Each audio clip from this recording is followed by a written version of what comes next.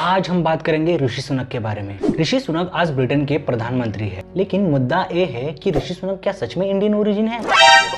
चलिए इसके बारे में आगे बात करते हैं। चल गाड़ी स्टार्ट कर। ऋषि सुनक जो इन्फोसिस के फाउंडर है NR नारायण मूर्ति जी उनके दामाद है और 2009 में उन्होंने उनकी बेटी अक्षता से शादी की थी। उनके पिता डॉक्टर थे और माता फार्मासिस्ट। इनके माता पिता पूर्वी अफ्रीका से ब्रिटेन में माइग्रेट हुए थे और ऋषि का जन्म वहाँ इंग्लैंड में ही साउथहैम्पटन में हुआ था। उन्होंने स्टैनफोर्ड यूनिवर्सिटी से अपना MBA किया। बाद में उन्होंने गोल्डमैन सैक्स जो कंपनी है उसमें भी काम किया। बाद में खुद का एक NGO स्टार्ट किया। बाद में उन्होंने कंजर्वेटिव पार्टी से इलेक्शन लड़ा और रिचमंड से वो MP बन गए। खैर ये बात तो उनके निजी जीवन की होगी। अब मुद्दा ये है, अभी वो ब्रिटेन के प्रधानमंत्री बन गए हैं और बहुत सारे लोग जो NRIs है, नॉन रेसिडेंट इंडियंस, और बहुत ज्यादा खुश है कि एक इंडियन लड़का, एक देसी बंदा ब्रिटेन का प्रधानमंत्री बन गया। और इनमें से बहुत सारे लोग खुद देश छोड़कर बाहर बैठे हैं। एक तो तुम देश छोड़ के गए हो, अगर देश से इतना ही प्यार था तो गए क्यों? खैर हमें क्या, लेकिन सोशल मीडिया पे ऋषि सुनक को बहुत ज्यादा सपोर्ट मिल रहा है। बहुत सारे लोगों के ट्वीट्स, कमेंट्स पढ़ के मुझे ऐसा लग रहा है कि ऋषि सुनक नवरात्रि खत्म करके इंग्लैंड गए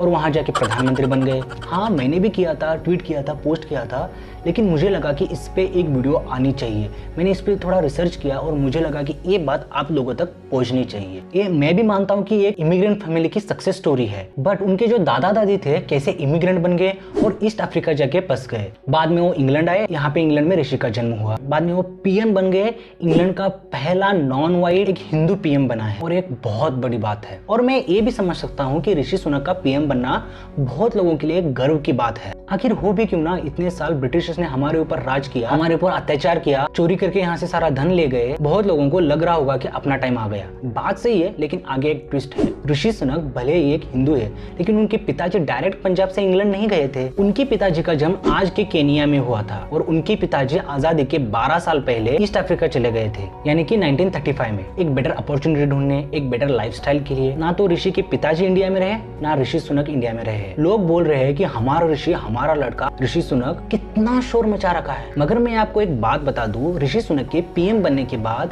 ऐसा नहीं है कि इंडिया के लिए इमिग्रेशन लॉस आसान हो जाएंगे और बहुत सारे वीजाज मिलेंगे और दोनों देशों के बीच का रास्ता आसान हो जाएगा। लेकिन मैं आपको बता दूं दोस्तों, इनकी जो पार्टी है कंजर्वेटिव पार्टी, ब्रेक्जिट के सपोर्ट में नहीं थी। आप ये भूलिएगा मत। कई पॉलिटिकल एक्सपर्ट ये भी कह रहे हैं कि सुनक के पार्टीज के कई सारे मेंबर्स ने एंटी इमिग्रेंट स्टांस लेके रखा है। और एक बात है जो मैं आपको बताना चाहता था, सुनक ने जिसे अपना होम सेक्रेटरी बनाया है, सुएला बेवरमैन, उन्होंने कुछ ही हफ्ते ये कहा था कि इंडियन सारे देशों में सबसे गिल्टी ओवरस्टेयर्स होते हैं, यानी कि इंडिया से ज्यादा लोग किसी भी कंट्री में आकर वहाँ का वीजा हासिल करके समय से ज्यादा नहीं रहते जितना कि इंडियंस। आप ये देखिए, हमारी गवर्नमेंट जिस मुद्दे को लेकर डायलॉग करना चाहती थी, यानी कि इंडियंस के लिए ज्यादा वीजाज मिले, फ्री ट्रेड एग्रीमेंट हो, लेकिन वो खुद इसके खिलाफ है। उस बयान के बाद हमारी गवर्नमेंट को उनकी बात अच्छी नहीं लगी और लीज टेस्ट के समय उनको इस पद से इस्तीफा देना पड़ा। बट हैरानी तो तब हुई, ऋषि सुनक ने सुएला बेवरमैन को फिर से होम सेक्रेटरी बनाया। मतलब ये चल क्या रहा है? ऐसे होम सेक्रेटरी से इंडियंस को क्या फायदा होगा? खैर हमें क्या पता फॉरेन पॉलिसीज और राजनीति में क्या चलता है। मैं तो आपके सामने फैक्ट्स रख रहा हूँ। नो डाउट ऋषि सुनक का PM बनना ये उस देश के लिए बहुत बड़ी बात है, मतलब इंग्लैंड के लिए, ना कि इंडियंस के लिए। तो इतना सब कुछ सुनने के बाद